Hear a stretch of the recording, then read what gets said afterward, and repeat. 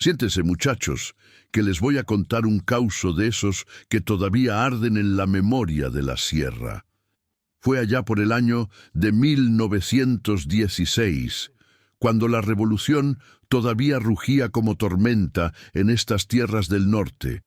Yo cabalgaba con la División del Norte, bajo las órdenes del mismísimo general Francisco Villa.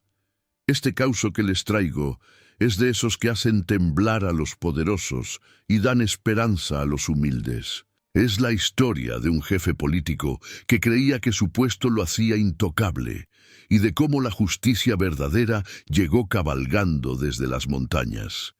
Arrímenle al fogón, que la noche es larga y la historia merece ser contada como Dios manda. En el pueblo de San Jerónimo del Valle, allá por las tierras bajas de Chihuahua, mandaba un hombre que no merecía ni el apellido que cargaba. Don Eustaquio Mendívil se hacía llamar, aunque en el pueblo todos lo conocían simplemente como el jefe. No era jefe por valentía ni por respeto ganado, sino porque el gobierno viejo, ese de don Porfirio, que tanto daño hizo a nuestra gente, lo había puesto ahí como autoridad política. Y con ese puesto llegó creyéndose dueño de vidas y haciendas. El jefe Mendívil era de esos hombres que la revolución había jurado barrer de estas tierras. Gordo como marrano de engorda, con bigotes encerados que se retorcía cuando daba órdenes, siempre vestido con traje negro que le apretaba la panza. Pero no era su facha lo que daba miedo en San Jerónimo, era su crueldad, esa que solo florece en hombres sin alma cuando se les da un poco de poder. Tenía el jefe una costumbre que hacía temblar a todas las familias del pueblo. Cada vez que una mujer del común, ya fuera esposa de campesino o hija de comerciante humilde, pasaba frente a su casa grande en la plaza, él salía al balcón a mirar. Y cuando alguna no le hacía la reverencia que él exigía, o cuando simplemente se le antojaba ejercer su poder, mandaba a sus guardias a traerla. Decía que era por desobediencia a la autoridad, por falta de respeto al orden público. Pero todos sabíamos qué significaba eso. Las llevaba a la cárcel del pueblo, esa construcción de adobe que quedaba detrás de su casa. Ahí las encerraba en celdas oscuras que olían a humedad y a miedo. No las tocaba como hacen los hombres sin honor, no. Su maldad era de otro tipo, más refinada y más cruel. Las dejaba encerradas días enteros sin agua suficiente, con apenas tortillas duras para comer. Las obligaba a limpiar los pisos de su casa con las manos, de rodillas, mientras él y sus amigotes tomaban aguardiente y se reían. Las humillaba frente a todo el pueblo, paseándolas por la plaza con carteles que decían desobediente o insolente. Pero había algo peor todavía. Cuando el jefe consideraba que la lección no había sido suficiente, traía a las familias. Hacía que los esposos, los padres, los hermanos, vinieran a suplicarle perdón de rodillas en la plaza pública. Solo así, después de ver a los hombres humillados, rebajados, destruidos en su dignidad, el jefe Mendívil soltaba a las mujeres y cobraba multas que dejaban a las familias en la miseria completa. El pueblo vivía aterrado. Los hombres caminaban con la cabeza baja, evitando la mirada del jefe. Las mujeres solo salían cuando era absolutamente necesario, y siempre con un rebozo que les cubriera bien la cara. Algunos habían intentado quejarse con autoridades más altas, pero el jefe tenía amigos en el gobierno. Otros habían pensado en hacerle frente, pero sus guardias eran muchos y estaban bien armados.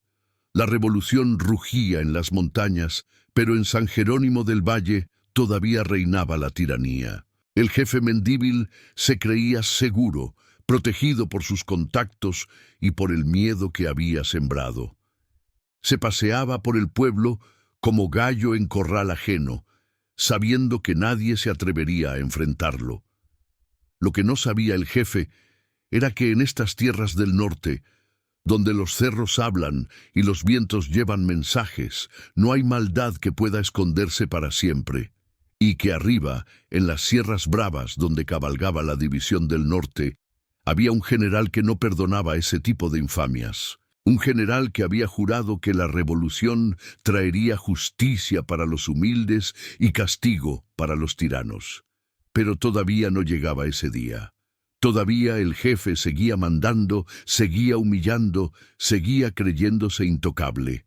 Las familias de San Jerónimo rezaban cada noche pidiendo liberación, pero el miedo era tanto que nadie se atrevía siquiera a pronunciar en voz alta el nombre de la única esperanza que les quedaba: Francisco Villa. Don Refugio Carranza era un hombre bueno, de esos que ya casi no quedan.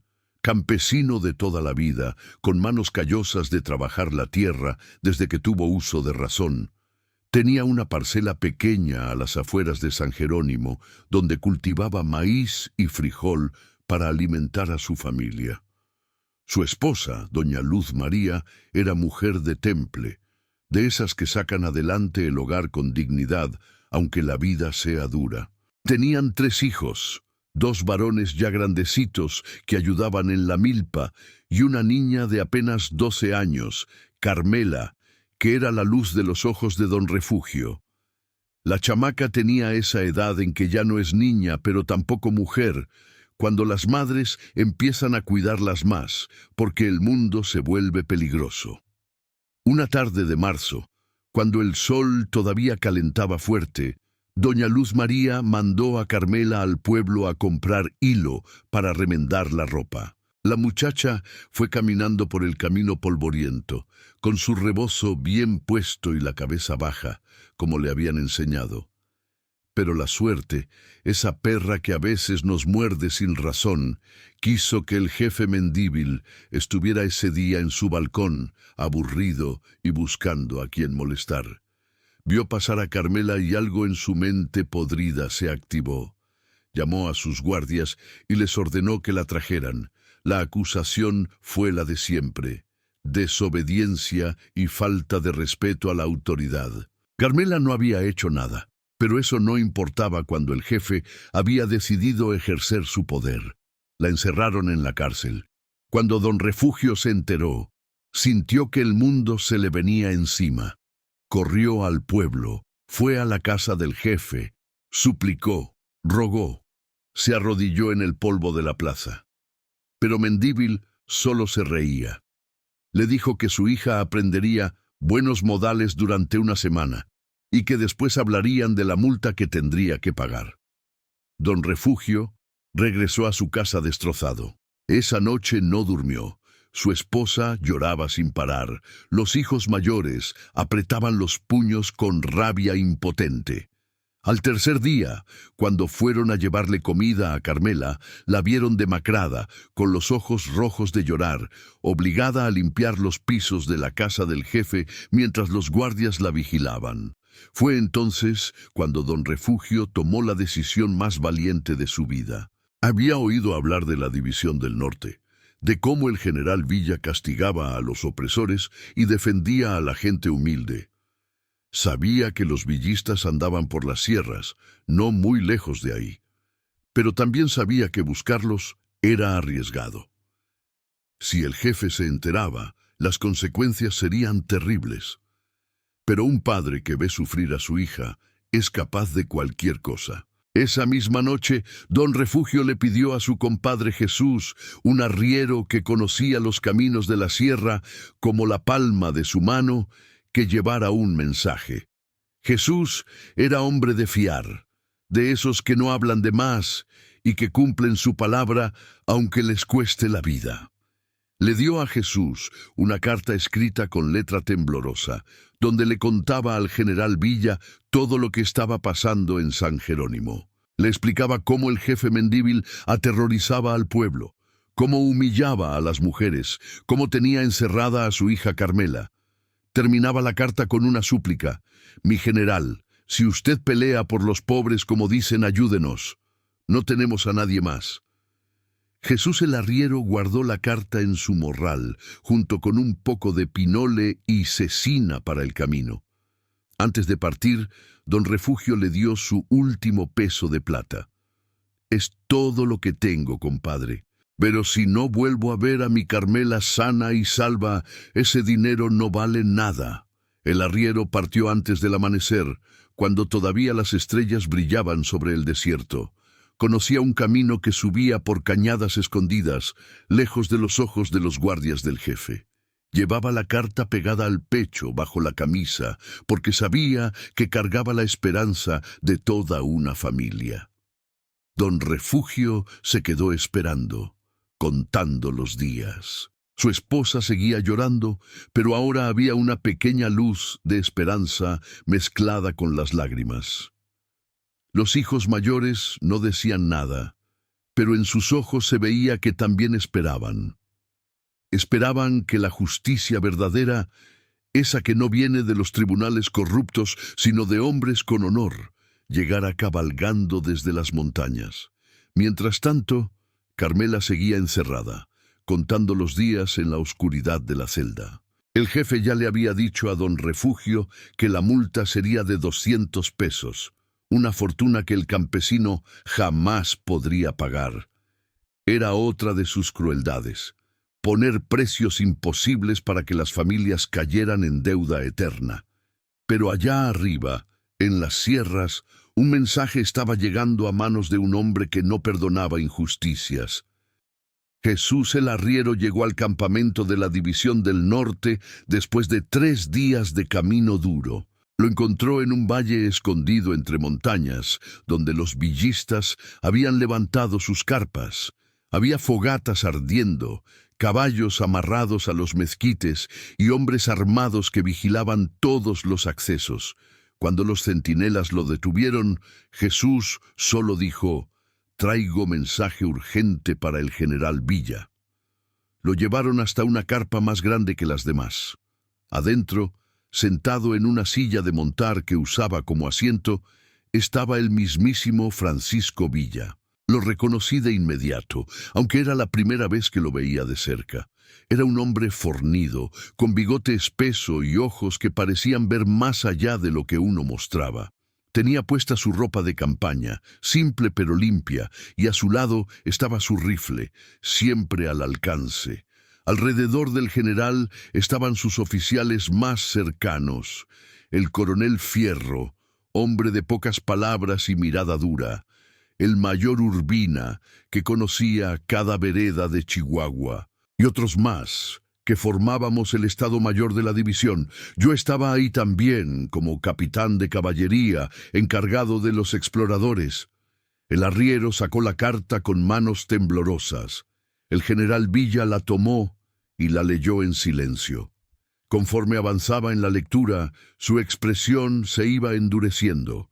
Cuando terminó, dobló el papel con cuidado y miró al arriero directo a los ojos. «¿Esto que dice aquí es verdad completa?», le preguntó. «Sí, mi general», respondió Jesús, «y es apenas una parte. El jefe Mendivil lleva años haciendo lo mismo con otras familias. El pueblo entero le tiene miedo».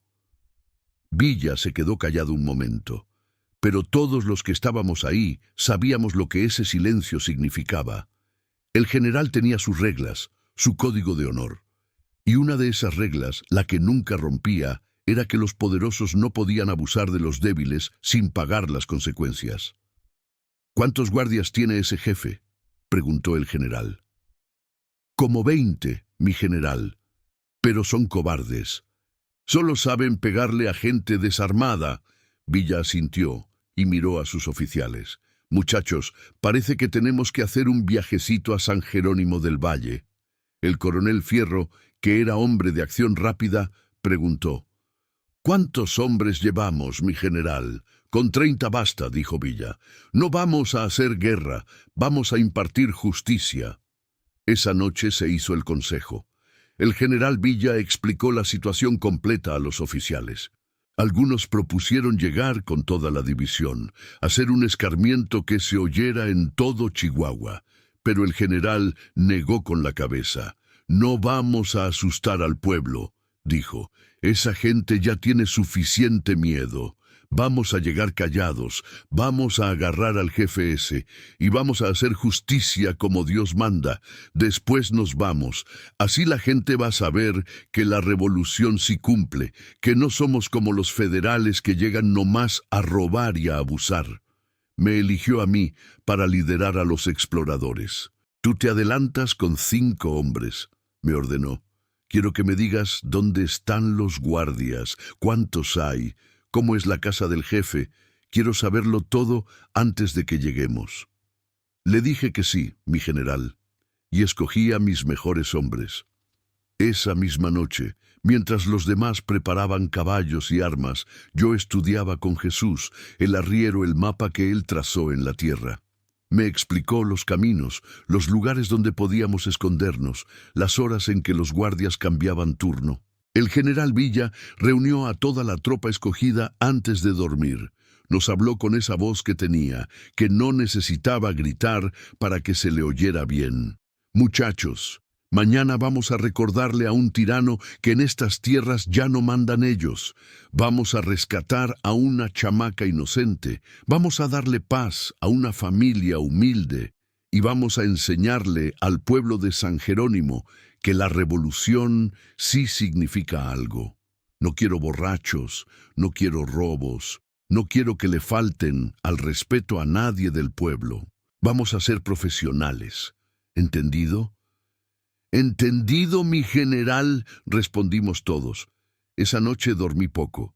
No era miedo lo que sentía, sino esa anticipación que viene antes de una misión importante. Sabía que lo que íbamos a hacer iba a quedar grabado en la memoria del pueblo. Sabía que ese causo se iba a contar durante años. Al amanecer, cuando las primeras luces apenas pintaban de rosa las montañas, nos pusimos en marcha. Yo y mis exploradores salimos primero, con 2 horas de ventaja. El general y el resto de la tropa vendrían después, siguiendo nuestras señales. Jesús, el arriero, cabalgaba con nosotros para mostrarnos el camino secreto. Mientras bajábamos hacia las tierras del valle, me preguntaba cómo estaría don Refugio, si todavía tendría esperanza, si su hija Carmela resistiría un día más. Pero yo sabía una cosa con certeza: la justicia venía cabalgando, y cuando la división del norte llegaba, los tiranos temblaban. El camino desde la sierra hasta San Jerónimo del Valle era traicionero. No era solo la distancia, que nos tomaría 2 días completos de cabalgar duro. Era el terreno mismo, que parecía diseñado para romper caballos y hombres. Jesús el arriero nos guiaba por veredas que apenas se distinguían entre las rocas y los matorrales. Salimos de madrugada, cuando el frío todavía mordía los huesos. Yo iba adelante con mis 5 exploradores, todos hombres probados en 1000 batallas. Llevábamos lo mínimo: rifles, cartucheras, cantimploras y un poco de cecina. El general Villa y los otros 25 hombres vendrían detrás, siguiendo las marcas que dejábamos en el camino. La primera jornada fue puro subir y bajar cerros. El sol pegaba fuerte durante el día, pero no podíamos parar mucho porque el tiempo corría en contra de la muchacha Carmela. Cada hora que pasaba era otra hora de sufrimiento para ella y su familia. Cerca del mediodía del primer día, cuando bajábamos por un cañón estrecho, el arriero levantó la mano pidiendo silencio. Nos detuvimos todos. En el aire flotaba un sonido que conocíamos bien: cascos de caballos, muchos cascos. Jesús señaló hacia un risco donde podíamos escondernos. «Patrulla federal», susurró. «Pasan por aquí cada 3 días. Si nos ven, van a avisar». Nos metimos detrás de unas rocas grandes, bajándonos de los caballos y tapándoles el hocico para que no relincharan. La patrulla pasó abajo por el fondo del cañón. Eran como 15 soldados federales, bien armados, comandados por un teniente que iba adelante. Pasaron cerca, tan cerca que podíamos oír sus conversaciones. «Pinches villistas», decía uno. «Dicen que andan por estas sierras, pero nunca los encontramos». Se rieron y siguieron su camino. Esperamos hasta que el sonido de los cascos se perdió completamente. Solo entonces salimos de nuestro escondite. Había sido cerca, demasiado cerca. Si nos hubieran visto, todo el plan se hubiera arruinado. Hay que avisar al general, dije. Mandé a uno de mis hombres de regreso para informar sobre la patrulla federal, que tomara otra ruta más larga pero más segura. Seguimos avanzando. El sol bajaba y teníamos que encontrar un lugar para pasar la noche. Jesús nos llevó a una cueva escondida en la ladera de un cerro, donde había agua de un manantial. Ahí hicimos campamento, pero sin fogata para no delatar nuestra posición. Comimos cecina fría y tortillas duras. Esa noche monté guardia en la boca de la cueva. Las estrellas brillaban como nunca las había visto. Pensaba en Don Refugio, imaginaba su angustia, su desesperación. Pensaba en la chamaca Carmela, encerrada en esa celda oscura. Y pensaba en el jefe Mendívil, durmiendo tranquilo en su casa grande, creyéndose seguro. Al amanecer del segundo día, reanudamos la marcha. El terreno ahora bajaba hacia el valle, pero se volvía más peligroso porque había más ranchos, más gente, más posibilidad de que nos vieran. Jesús conocía cada ranchería, cada aguaje, cada lugar donde podíamos pasar sin ser detectados. A media mañana llegamos a un punto alto desde donde podíamos ver San Jerónimo del Valle allá abajo. El pueblo se veía tranquilo, con su plaza central, su iglesia de Torre Blanca y la casa grande del jefe Mendívil que destacaba entre las demás construcciones de adobe. «Ahí está», dijo Jesús señalando. «La casa del jefe es esa de 2 pisos con el balcón. La cárcel está atrás, la pueden ver desde aquí». Saqué mis binoculares, esos que había quitado a un oficial federal en Torreón. Estudié el pueblo durante largo rato. Conté los guardias que podía ver. 4 en la plaza, 2 en el balcón de la casa del jefe, otros patrullando las calles, exactamente como Jesús había dicho. Esperamos ahí todo el día, escondidos entre las rocas, observando los movimientos del pueblo. Vimos cuando cambiaban la guardia al mediodía. Vimos cuando el jefe salió a su balcón a tomar el fresco de la tarde.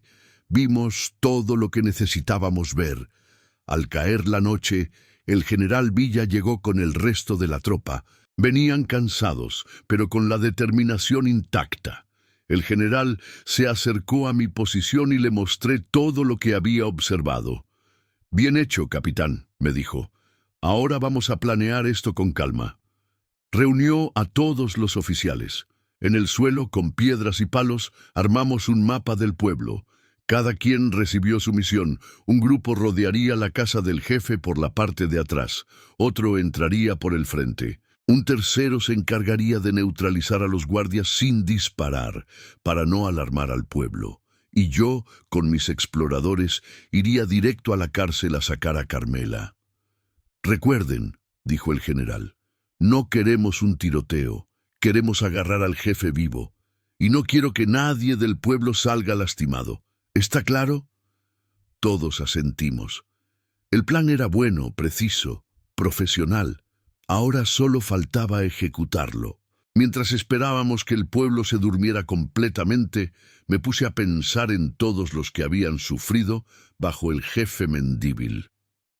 No era solo Carmela.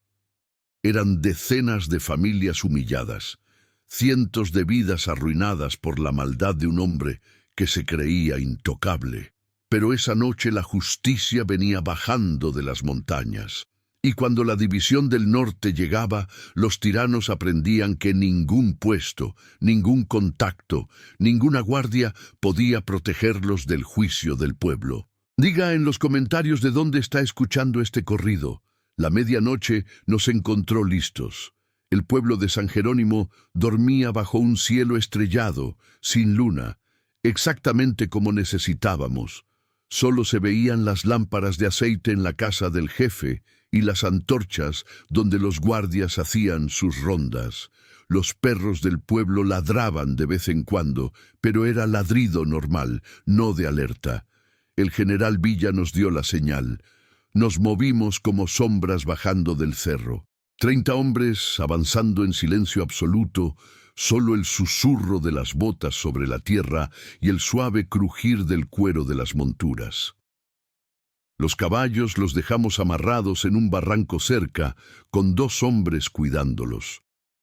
El resto entramos al pueblo a pie. Yo iba al frente con mis exploradores. Nuestra misión era llegar primero a la cárcel. Conocíamos el camino porque lo habíamos estudiado todo el día. Por el callejón detrás de la tienda de don Evaristo, luego por el corral de las gallinas de doña Pascuala, después bordeando la huerta del cura hasta llegar a la parte trasera de la casa del jefe donde estaba la cárcel. Nos movimos rápido, pero sin prisa, cada paso calculado, cada rincón revisado antes de avanzar. Pasamos junto a casas donde la gente dormía, sin saber que la justicia andaba caminando por sus calles. Un perro nos olió y empezó a gruñir, pero le hablé bajito con esa voz que usan los que conocen animales, y se calmó. Llegamos a la cárcel. Era un edificio viejo de adobe, con una sola puerta de madera reforzada con hierro. Había un guardia afuera, medio dormido en una silla. Se lo llevamos sin que pudiera hacer ni un ruido. Uno de mis hombres le tapó la boca mientras otro le quitaba las armas. Lo amarramos y lo dejamos ahí, bien callado. La puerta estaba cerrada, con un candado grande. Jesús, el arriero, que nos había seguido hasta ahí, sacó un manojo de llaves. Se las robé al cabo de los guardias hace meses. Susurró con una sonrisa. Las guardaba para cuando hiciera falta. Probamos 3 llaves hasta que una entró. El candado se abrió con un clic que sonó demasiado fuerte en el silencio de la noche. Nos quedamos quietos, esperando, pero nadie había escuchado. Entramos a la cárcel. Adentro olía a humedad y a tristeza. Había 4 celdas, 3 vacías y una ocupada. En esa última estaba Carmela. La pobre muchacha dormía en el suelo, sobre un petate viejo, hecha bolita para darse calor. Cuando abrimos la reja de su celda, se despertó asustada. «Tranquila, muchacha», le dije suave. «Tu papá nos mandó. Venimos con el general Villa». Los ojos de Carmela se llenaron de lágrimas, pero eran lágrimas de alivio. «¿Mi papá está bien?», preguntó con voz quebrada. «Está bien, y te está esperando, pero tenemos que salir de aquí callados. ¿Puedes caminar?». Ella asintió. Estaba débil. Se veía que no había comido bien en días, pero tenía temple. Se paró y la envolvimos en una cobija que traía uno de mis hombres. Jesús la cargó, porque ella casi no podía caminar. Salimos de la cárcel por el mismo camino. Mientras tanto, el resto de la operación se desarrollaba en la casa del jefe. Después supe los detalles. El general Villa había entrado con 15 hombres, desarmando a los guardias uno por uno. No hubo disparos, no hubo gritos. Solo hombres entrenados haciendo su trabajo con precisión. Encontraron al jefe Mendívil en su recámara, durmiendo en una cama grande con sábanas de seda. Cuando lo despertaron, el cobarde intentó gritar, pero una mano en su boca lo silenció. Le pusieron las manos atrás y lo sacaron en ropa de dormir, descalzo, arrastrándolo por su propia casa. Para cuando yo llegué con Carmela a la plaza del pueblo, el general Villa ya tenía al jefe ahí, de rodillas en medio de la plaza. Los guardias estaban todos desarmados y amarrados a un lado. No había habido ni un solo disparo. La operación había sido perfecta. Don Refugio estaba ahí. Jesús había ido a buscarlo mientras nosotros sacábamos a Carmela. Cuando el hombre vio a su hija, corrió hacia ella con los brazos abiertos. Se abrazaron llorando y no había un solo ojo seco entre los que presenciamos ese momento. El general Villa observaba todo con los brazos cruzados. Había respeto en su mirada. Ese respeto que los hombres de verdad sienten cuando ven el amor de un padre por su hija. Mientras tanto, en las casas alrededor de la plaza, la gente empezaba a despertarse. Asomaban las cabezas por las ventanas, salían a las puertas. Al principio con miedo, porque pensaban que éramos federales. Pero cuando vieron al jefe Mendívil de rodillas en la plaza, cuando reconocieron las ropas de la División del Norte, cuando uno de ellos gritó, «¡Es el general Villa!», todo el pueblo empezó a salir. En menos de media hora, la plaza estaba llena. Hombres, mujeres, niños, todos ahí, formando un círculo alrededor del jefe caído. El tirano que tanto miedo les había dado estaba ahí, de rodillas, temblando, reducido a lo que siempre había sido, un cobarde con un poco de poder. El general Villa levantó la mano pidiendo silencio. El murmullo de la multitud se calmó. Era hora de que la justicia se hiciera, no en un tribunal corrupto de la ciudad, sino ahí mismo, frente al pueblo que había sufrido. Y todos sabíamos que cuando el general Villa impartía justicia, era justicia de verdad, esa que no se olvida nunca. El amanecer encontró a todo San Jerónimo del Valle reunido en la plaza. Era como si nadie quisiera perderse ese momento. Familias enteras estaban ahí, algunos todavía en ropa de dormir, otros que se habían vestido rápido. Niños en brazos de sus madres, ancianos apoyados en bastones, todos formando un círculo grande alrededor del centro de la plaza. En medio de ese círculo estaba el jefe Mendívil, todavía de rodillas sobre el polvo. Ya no temblaba como al principio, ahora solo tenía la mirada baja, como animal acorralado que sabe que no hay escapatoria. El general Villa estaba de pie frente a él. No había prisa en sus movimientos, no había rabia descontrolada. Había algo mucho más poderoso, justicia serena, esa que no necesita gritar para hacerse sentir. «Don Eustaquio Mendívil», empezó el general con voz fuerte para que todos oyeran. «Se le acusa de abuso de autoridad, de humillar a mujeres inocentes, de extorsionar a familias humildes. ¿Tiene algo que decir?» El jefe levantó la cara. Intentó recuperar algo de su antigua prepotencia. «Usted no tiene autoridad aquí, Villa. Yo soy funcionario del gobierno. Esto es traición a la patria». Un murmullo recorrió la multitud. Algunos se rieron con amargura al oír al tirano hablar todavía de autoridad. El general Villa no se inmutó. «El gobierno que usted representa ya no existe en estas tierras. La revolución ya llegó. Y ahora el pueblo va a hablar». Se volvió hacia la multitud. «Quiero que todos los que hayan sufrido bajo este hombre pasen al frente y cuenten lo que les hizo». Hubo un momento de silencio. La gente todavía tenía miedo. Años de terror no se borran en una noche. Pero entonces una mujer mayor dio un paso adelante. Doña Herminia se llamaba, viuda de un comerciante humilde. «Mi hija Rosario», dijo con voz temblorosa pero firme. Tenía 17 años cuando él la mandó encerrar. El castigo fue hacerla limpiar su casa de rodillas durante 3 días. Cuando salió, tenía las rodillas en carne viva. Mi esposo tuvo que arrodillarse en esta misma plaza a pedir perdón. La vergüenza lo mató, se le paró el corazón 2 meses después. Después de doña Herminia, otros se animaron. Don Felipe contó cómo su esposa había sido encerrada por mirar mal al jefe. Don Anastasio habló de la multa imposible que tuvo que pagar, que lo dejó sin tierra. Doña Gabriela, con lágrimas en los ojos, narró cómo su sobrina había intentado huir del pueblo después de ser humillada públicamente. Una por una, las historias salieron a la luz. Años de sufrimiento, de miedo, de humillación. El jefe Mendívil iba poniéndose más pálido con cada testimonio. Intentó interrumpir varias veces, pero el general Villa lo callaba con una sola mirada. Cuando todos los que querían hablar terminaron, el general se dirigió al pueblo otra vez. «Han oído los testimonios. Este hombre usó su puesto para aterrorizar a gente inocente. Abusó del poder que el gobierno viejo le dio. ¿Qué castigo merece?» «¡La muerte!», gritó alguien desde atrás. «¡Que lo cuelguen!», dijo otro. Pero el general Villa levantó la mano. No, la muerte sería demasiado fácil para él.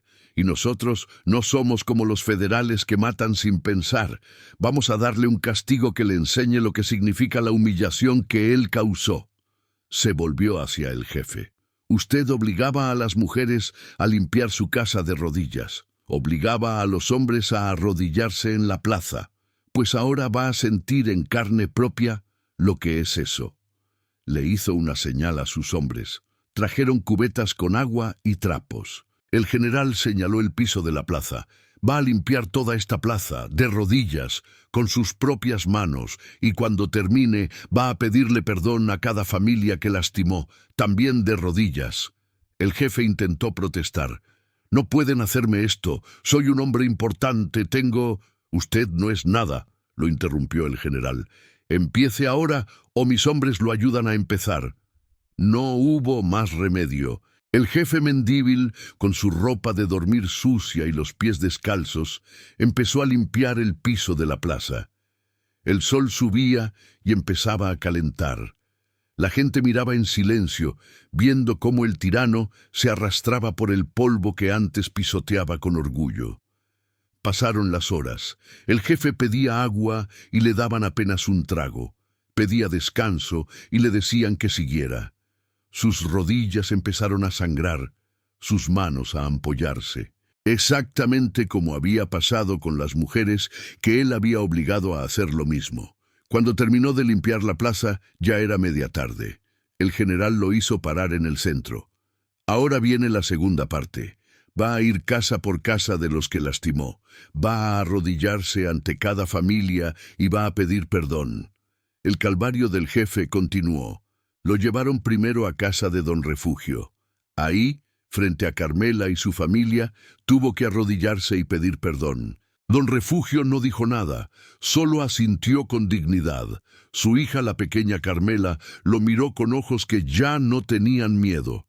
Después fue a casa de doña Herminia, de don Felipe, de todos los que habían testificado. En cada casa, la misma escena. El jefe de rodillas, pidiendo perdón, mientras el pueblo entero lo seguía como procesión silenciosa. Al final del día, cuando el sol empezaba a bajar, el jefe Mendívil estaba destruido. Ya no físicamente nada más, sino en su orgullo, en su prepotencia, en todo lo que lo había hecho ser el tirano que fue. El general Villa lo hizo parar una última vez en la plaza. Este hombre ya no tiene autoridad aquí, ya no es jefe de nada. Lo vamos a llevar con nosotros y lo vamos a entregar a las autoridades revolucionarias en Chihuahua. Si vuelve a este pueblo, el pueblo tiene derecho a hacer con él lo que quiera. Se volvió hacia la multitud. Y ustedes, gente de San Jerónimo, recuerden este día. Recuerden que cuando los humildes se unen y piden justicia, la justicia llega. La revolución es para ustedes, para que nunca más un hombre con poder los pueda abusar así. El pueblo estalló en vítores.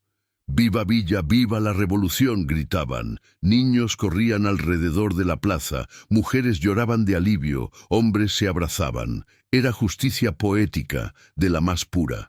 El que había humillado fue humillado. El que había hecho sufrir, sufrió. No con venganza ciega, sino con la medida exacta de lo que había hecho. Esa noche, antes de partir, el general Villa cenó en casa de don Refugio. Comieron frijoles y tortillas, comida humilde pero hecha con gratitud. Carmela, ya recuperándose, le sirvió al general con una sonrisa tímida. «Mi general», dijo don Refugio, «no sé cómo pagarle lo que hizo por nosotros». Villa negó con la cabeza. «No me debe nada, don Refugio. Para eso estamos aquí, para que gente como usted pueda vivir con dignidad». Al amanecer del día siguiente, la división del norte partió. Llevaban al jefe Mendívil amarrado en una mula, como carga, como lo que era, un criminal derrotado. El pueblo entero salió a despedirnos, agitando sombreros y rebozos. Yo cabalgaba junto al general Villa. «Fue un buen día», me dijo. «Estos son los días que hacen que la revolución valga la pena». Tenía razón. No fue una batalla grande, no hubo tiroteos ni heroísmo de esos que cuentan los corridos, pero fue justicia verdadera, de esa que cambia vidas. Antes de partir definitivamente de San Jerónimo del Valle, el general Villa hizo algo que siempre hacía después de estos casos. Estableció la nueva ley del pueblo. No leyes escritas en papel que nadie entendía, sino leyes simples, claras, que la gente pudiera seguir. Reunió al pueblo otra vez en la plaza, ya limpia del polvo y del recuerdo de la humillación del jefe. El sol de la mañana iluminaba las caras de la gente, caras que ahora mostraban esperanza en lugar de miedo. «Escúchenme bien», empezó el general. «Ustedes vivieron bajo la tiranía porque nadie se atrevió a enfrentarla. Eso se acabó. Pero para que no vuelva a pasar, tienen que organizarse».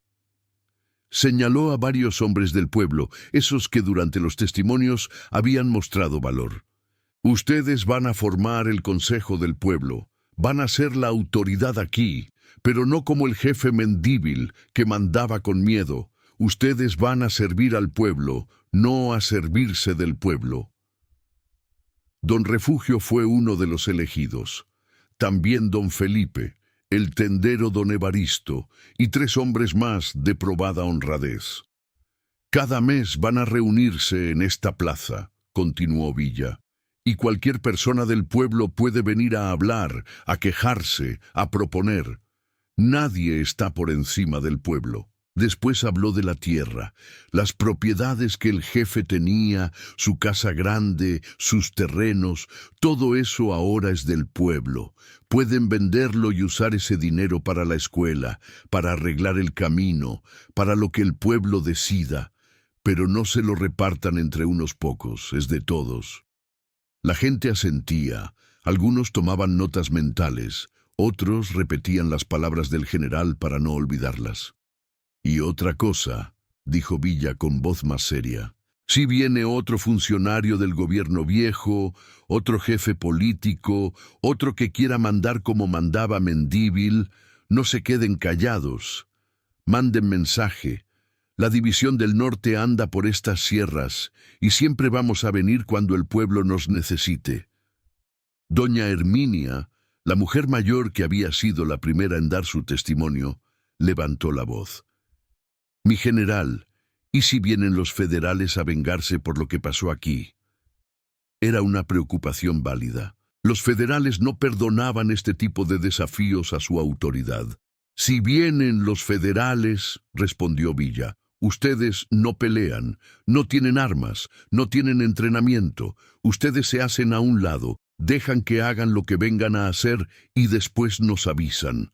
Nosotros nos encargamos de los federales. Ustedes solo cuiden a sus familias». Era consejo práctico, no heroico, pero sensato. El general Villa siempre entendió que el pueblo no tenía que ser carne de cañón. Después de establecer estas reglas básicas, el general hizo algo más. Dejó armas en el pueblo, 10 rifles viejos pero funcionales, municiones, y 2 hombres de la división que se quedarían unos días para entrenar a algunos del pueblo en cómo usarlas. No para atacar, sino para defenderse si era necesario. «Estas armas son para protección», aclaró, «no para andar haciendo justicia por su cuenta. No para venganzas personales. Son para que si llegan bandidos o si alguien quiere abusar otra vez, puedan defenderse mientras llega ayuda». Todo el pueblo juró que así sería. Conocían las historias de otros pueblos que habían recibido armas y después las usaron mal, convirtiéndose ellos mismos en bandidos. San Jerónimo no iba a cometer ese error. Llegó el momento de la despedida final. Don Refugio y su familia vinieron a ver al general. Traían un regalo humilde, un zarape tejido por doña Luz María con los colores de Chihuahua. «Es poco, mi general», dijo don Refugio, «pero es hecho con el corazón». Villa aceptó el zarape con respeto verdadero. «Vale más esto que todo el oro de los ricos», dijo, «porque esto viene del pueblo, de la gente que vale».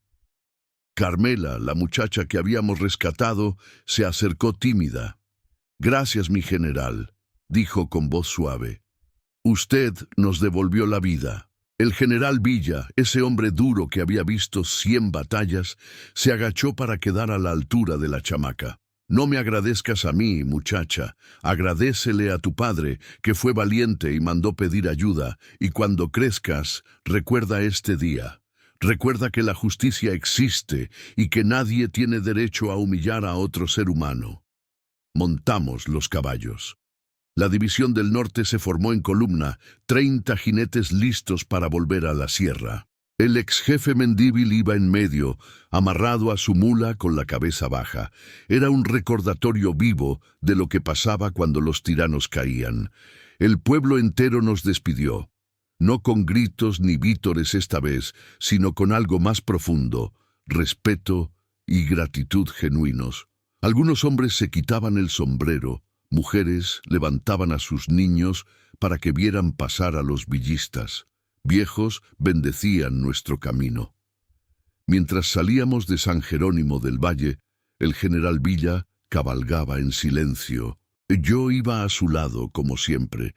Después de un rato me habló sin voltear a verme. «Capitán, estos días son los que me hacen creer que la revolución vale la pena. No las batallas grandes, no las victorias militares. Estos días cuando le devolvemos la dignidad a una familia humilde». «Sí, mi general», respondí. No había mucho más que decir. Cabalgamos de regreso a la sierra por el mismo camino traicionero que habíamos bajado. Pero ahora el camino parecía más ligero, como si los cerros mismos supieran que se había hecho justicia. Los caballos iban contentos, los hombres cantaban corridos en voz baja. Esa noche acampamos en el mismo valle escondido donde todo había empezado. Alrededor del fuego, los muchachos contaban y recontaban lo que había pasado, cada uno agregando detalles, cada uno viviendo el caos otra vez. «Este se va a convertir en corrido», dijo uno de los soldados más jóvenes. «El corrido del jefe caído, así lo van a llamar». Tenía razón, ya podía imaginarlo. Guitarras tocando en plazas de pueblos, voces cantando la historia de cómo el general Villa había bajado de la sierra para rescatar a una muchacha inocente y castigar a un tirano. Así nacían las leyendas en estas tierras. El general Villa, sentado en su silla de montar frente al fuego, fumaba un cigarro y miraba las estrellas. «Vamos a seguir haciendo esto», dijo de repente. «Cada vez que sepamos de un abuso, de un tirano, de alguien que usa el poder para lastimar a los humildes, vamos a ir. Esa es la revolución verdadera». Y así fue. En los meses y años que siguieron, hicimos muchas misiones parecidas, cada una diferente, cada una con su propia historia, pero todas con el mismo propósito: devolver la dignidad al pueblo. Pero esa primera, la del jefe Mendívil y la muchacha Carmela, esa siempre quedó grabada en mi memoria, porque fue ahí donde entendí completamente para qué peleábamos, por qué arriesgábamos la vida, por qué la revolución importaba. No era solo por la tierra, no era solo por derrocar al gobierno viejo, era por momentos como ese. Un padre abrazando a su hija rescatada, un pueblo liberado del miedo, un tirano reducido a lo que siempre fue, un cobarde con un poco de poder. Esa era la revolución verdadera, la que valía todos los sacrificios. Pasaron los años. La revolución siguió su curso, con victorias y derrotas, con sangre y esperanza. El general Villa se convirtió en leyenda, su nombre conocido en todo México y más allá. Y yo seguí cabalgando a su lado hasta que las circunstancias nos separaron, como pasa siempre en tiempos de guerra. Pero el causo de San Jerónimo del Valle nunca se olvidó. Como había predicho aquel muchacho joven aquella noche junto al fuego, se convirtió en corrido. El corrido del jefe caído, le llamaron, y se cantaba en cantinas y plazas desde Chihuahua hasta Durango. Los trovadores le agregaron versos, como siempre pasa con los corridos. Algunos decían que habíamos sido 100 hombres en lugar de 30. Otros contaban que había habido un tiroteo terrible, aunque la verdad es que no se disparó ni un tiro. Así son las leyendas. Crecen con el tiempo, se adornan, se vuelven más grandes que la vida. Pero el corazón del causo siempre se mantenía verdadero. Un padre desesperado que buscó ayuda, un general que respondió al llamado, una muchacha rescatada, un tirano castigado. Esa verdad nadie podía cambiarla porque estaba grabada en la memoria del pueblo. Volví a San Jerónimo del Valle muchos años después, cuando la revolución ya había terminado y los que sobrevivimos andábamos viejos y cansados. El pueblo había crecido un poco, tenía escuela nueva y un camino decente. La casa grande del jefe Mendívil se había convertido en la escuela como debía ser. Don Refugio todavía vivía, ya viejo pero con la espalda derecha. Su esposa doña Luz María había fallecido unos años antes, que en paz descanse. Los dos hijos varones tenían sus propias familias, trabajaban la tierra con dignidad, y Carmela, aquella muchacha que habíamos rescatado, era ahora una mujer madura, maestra en la misma escuela que funcionaba en la antigua casa del tirano. Me recibieron como si fuera familia. Don Refugio me abrazó con lágrimas en los ojos. «Capitán», me dijo, «pensé que no lo volvería a ver». Nos sentamos en el portal de su casa y hablamos de los viejos tiempos. «¿Qué pasó con el jefe Mendívil?», le pregunté, porque esa parte de la historia yo no la sabía completa. «Lo entregaron a las autoridades revolucionarias en Chihuahua», me contó don Refugio. «Dicen que lo enjuiciaron y lo mandaron a prisión. Murió ahí unos años después, de viejo y olvidado, como debía ser». «¿Y el pueblo?», pregunté. «¿Aprendieron a gobernarse?». Don Refugio sonrió. «Tuvimos tropiezos al principio, hubo pleitos, desacuerdos, errores, pero nos mantuvimos unidos. El consejo que formó el general Villa siguió funcionando. Cada mes nos reunimos en la plaza, como él ordenó, y nunca más dejamos que alguien viniera a mandarnos como mandaba el jefe». Carmela vino a saludarnos. Traía a sus propios hijos, 2 muchachos y una niña. «Ellos saben la historia», me dijo. «Les he contado cómo el general Villa y sus hombres vinieron a rescatarme. Quiero que nunca olviden que la justicia existe, que la dignidad no se puede quitar, que siempre hay que defender lo correcto». Me quedé en San Jerónimo 3 días. Cada noche, la gente del pueblo se reunía para escucharme contar causos de la revolución. Querían saber todo: las batallas, los generales, los momentos difíciles, las victorias. Pero el causo que más querían oír era el de ellos mismos, el de aquella noche, cuando la División del Norte bajó de la sierra. «Cuéntelo otra vez, capitán», me pedían. «Cuéntelo como pasó de verdad, sin los adornos del corrido». Y yo lo contaba una y otra vez, porque era importante que la verdad se mantuviera viva junto con la leyenda.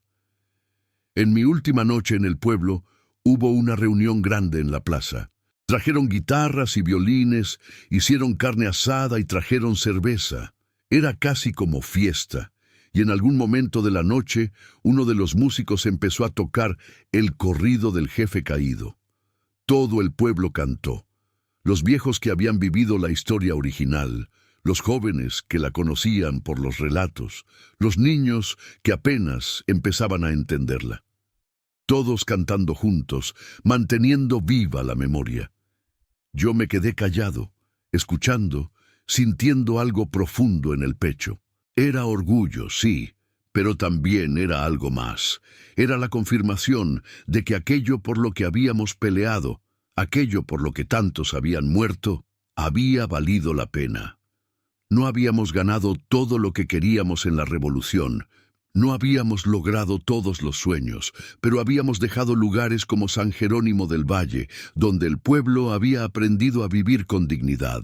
Al día siguiente, cuando me despedí para regresar a mi rancho en la sierra, don Refugio me acompañó hasta las afueras del pueblo. «Capitán», me dijo, «no sé cuánto tiempo me quede, ya estoy viejo, pero quiero que sepa algo. Ese día que usted y el general Villa llegaron, nos devolvieron más que a mi hija.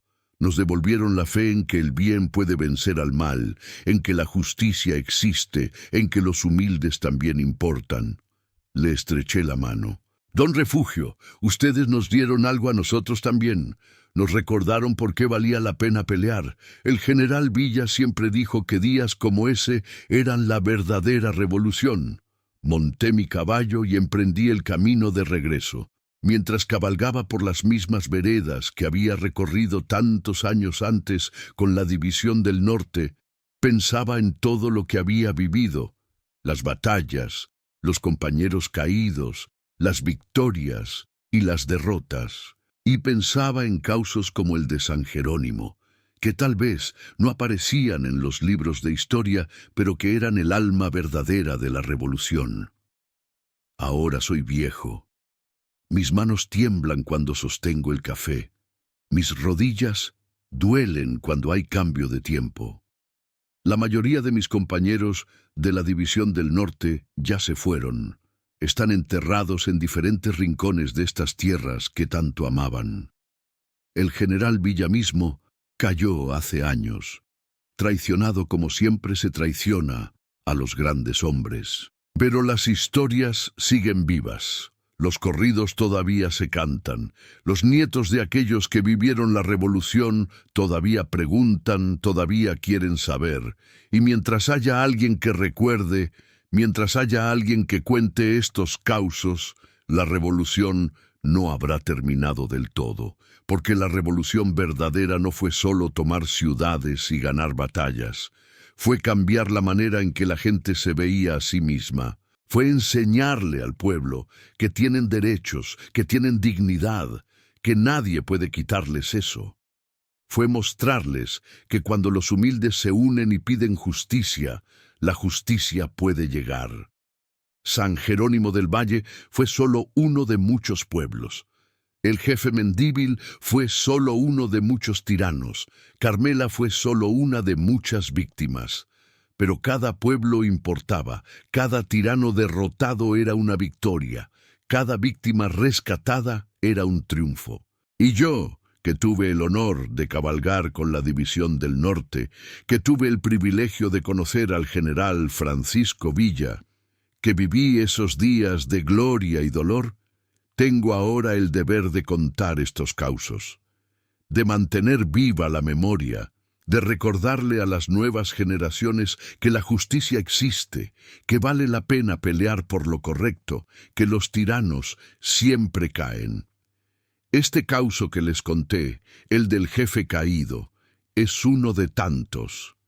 Hay otros guardados en mi memoria, esperando ser contados. Hay corridos que todavía no se han cantado, leyendas que todavía esperan nacer, pero por hoy este causo basta. Basta para recordar que hubo un tiempo cuando hombres valientes cabalgaban por estas sierras defendiendo a los humildes. Basta para honrar la memoria del general Villa y de todos los que cayeron por la revolución. Basta para enseñarle a los jóvenes que la dignidad no se regala, se defiende. Así que les digo, muchachos, los que están escuchando este corrido donde sea que estén, no olviden estos causos. No dejen que se pierdan en el tiempo. Cuéntenlos a sus hijos, a sus nietos, porque el día que dejemos de contar estas historias, ese día la revolución habrá muerto de verdad. Y mientras haya un viejo como yo dispuesto a contar, mientras haya jóvenes dispuestos a escuchar, la revolución seguirá viva. No en las batallas, no en las armas, sino en la memoria del pueblo que aprendió a vivir con dignidad. Que viva la revolución, que viva la memoria del general Villa, y que viva el pueblo que nunca se dejó quebrar. Ahora ustedes, muchachos, díganme en los comentarios, ¿qué les pareció este causo? ¿Lo conocían? ¿Tienen historias parecidas de sus tierras? Porque estos corridos viven cuando la gente los comparte, cuando se cuentan una y otra vez. Así que adelante, dejen su palabra, y que este causo siga cabalgando por el mundo como cabalgaba la División del Norte por estas sierras bravas.